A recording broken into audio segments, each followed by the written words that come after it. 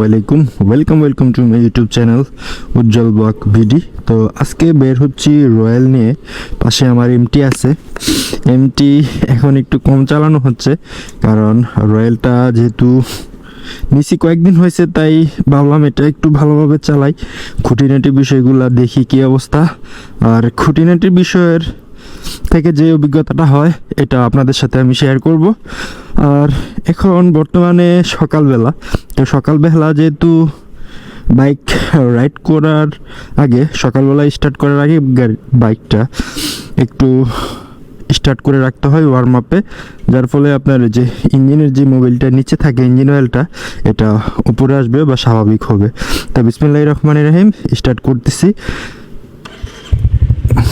এই যে রয়্যালের সকালের সাউন্ডটা, এটা আপনাদেরকে শোনাচ্ছি। এই হলো সাউন্ড কোয়ালিটির অবস্থা। তো যাই হোক, এখন আমি এটাকে চিন্তা করছি যে 500 বা 600-র মধ্যে ইঞ্জিন অয়েল যেটা, ওইটা চেঞ্জ করব। আর এই কারণেই আমি নতুন যে বাইকগুলো কিনি সবসময় 300-400-র মধ্যেই ইঞ্জিন অয়েল চেঞ্জ করি, 3000 পর্যন্ত বা 3500 পর্যন্ত। তাহলে ইঞ্জিনের যে লংজেবিলিটি ওইটা ভালো থাকে, সাউন্ড কোয়ালিটিটা ভালো থাকে। আচ্ছা যাই হোক, এখন বের হব প্রায়। আর রয়্যালের একটা জিনিস দেখছি যে অন্য বাইকগুলা জাস্ট লাইক এমটি R15 যখন স্টার্ট করা হয় তখন আরপিএমটা একটু বেশি থাকে, বাট এটার আরপিএম তেমন বেশি হয় না, একদম স্বাভাবিক থাকে এই আর কি। তো এখন আমরা বের হব, বের হতে হতে আপনাদের সাথে কথা বলবো এই বাইকটার বিষয়ে টুকিটাকি, এই কিছুদিন রাইড করে কি এক্সপিরিয়েন্স হলো। তো বের হই, চলেন বের হতে হতে কথা বলি। তো আমি এই বাইকটা এই পর্যন্ত প্রায় 300 কিলো পর্যন্ত রান করাইছি। 300 কিলো থেকে যে অভিজ্ঞতাটা পাইছি এটা আপনাদের সাথে শেয়ার করব। আর বিশেষ করে এই বাইকটার আজকে শুধু ব্রেকিংয়ের বিষয়ে কথা বলবো আপনাদের সাথে, এটার ব্রেকিং পারফরমেন্সটা কেমন। তো ব্রেকিং পারফরমেন্স নিয়ে যদি আমি কথা বলতে চাই, আর কি বলবো, আচ্ছা যাই হোক, এই রাস্তা, ভাঙা রাস্তার মধ্যে কথা বললে কথাগুলো একটু কেমন আসে হয়তো বুঝতেই পারতেছেন, ক্লিয়ারলি আসে না। তো এই ভাঙা রাস্তা, এই জায়গার রাস্তাটা খুবই খারাপ। এটা হলো বটতলা এটাকে বলে আর কি, মোল্লারটেক বটতলা। তো এই রাস্তাটায় সবসময় ভাঙা, আর পানির সময়, বৃষ্টির সময় পানি থাকে, বাইক নিয়ে আসা যাওয়া করতে ঝামেলা হয়। বাইক ওয়াশ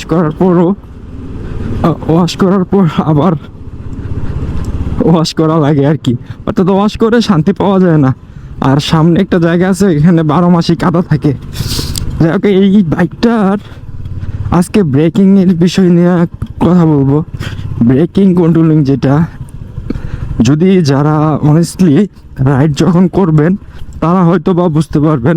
এখন আমি বললে হয়তো বা বলবেন যে কি বলি, কারণ আমি আমার লাইফে অনেক বাইক রাইড করছি, হয়তো বা ভিডিও করা হয় নাই, বা তখন ওইরকম ভিডিও করার ইচ্ছে ছিল না, হঠাৎ শখ হয়েছে এর জন্য ভিডিও করতেছি। মিনিমাম 30-25টা বাইক আমি চেঞ্জ করছি আমার এই বয়সে। তো যাই হোক, এটা বলার কারণ হলো আমি আমার এক্সপিরিয়েন্স থেকে আপনাদের সাথে শেয়ার করতেছি। আমি R15 বলেন, ইন্দু বলেন, আর ইন্দু R15 বলেন, ইন্দু এমটি বলেন, যত বাইকই রাইড করছি না কেন, আমার কাছে এই রয়্যাল এনফিল্ডের ব্রেকিং কন্ট্রোলিংটা সবচেয়ে বেস্ট মনে হয়েছে। যারা ইউজ করবেন তো অবশ্যই, যারা হয়তোবা যাদের ইচ্ছা আছে, তখন আমার কথার সাথে মিলিয়ে নিন। এটার ব্রেকিং কন্ট্রোলিং সুপার অনেক ভালো, অনেক। কারণ সামনের যে ডিস্ক ব্রেকটা ইউজ করা হয়েছে এটা হলো 300 mm এর একটা ডিস্ক, আর পিছনের যে ডিস্ক ব্রেক আছে ওইটা হলো আপনার 270 না হয় 280 এমনই হবে। আর ডাবল চ্যানেল ABS। আর ব্রেকিং, যখন এটাকে ব্রেক চাপ দেওয়া হয় বা ব্রেক ধরি, তখন খুব স্মুথলি জায়গায় কন্ট্রোল হয়ে যায়। অর্থাৎ অন্য কোনো বাইকের সাথে এটা কম্পেয়ার করা যাবে না। এটা রয়্যাল এনফিল্ড, শুধু রয়্যাল এনফিল্ডের সাথেই কম্পেয়ারে যাবে ব্রেকিংয়ের যে বিষয়টা। আর আর আজকে এটা আমি আপনাদেরকে দেখাবো আর এই বিষয়টা নিয়ে আপনাদের সাথে কথা বলবো ইনশাল্লাহ।